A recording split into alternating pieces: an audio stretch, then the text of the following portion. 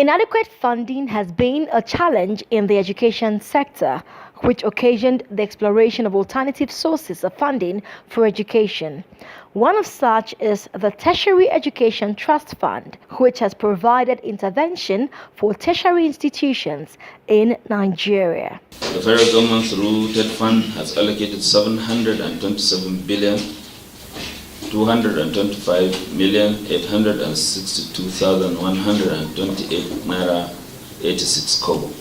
Without Tetfund, there will be no university.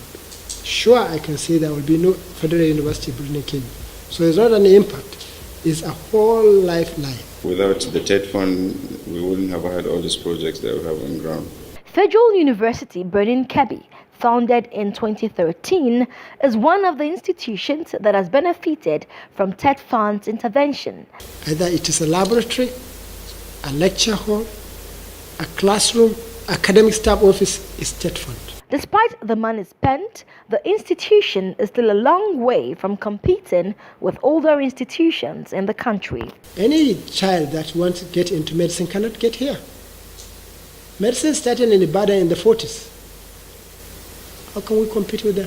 There's a challenge with meeting the criteria set for accessing the monies from Tetfund. Because even when you meet up with the standards or regulations on how to get the intervention, you have to invite them for inspection, which takes time. Then before they go back, get their reports and you get the funds, so it takes some time. With the impact Tetfund has made, how can the scheme be strengthened? These universities that have not yet reached their level of maturity, hasten it so that they can address the mandate for which they are created. As good as they are, they're okay, but the terms of releases should be looked into. They give you grant for research, and they say you have to publish in Q1 journal.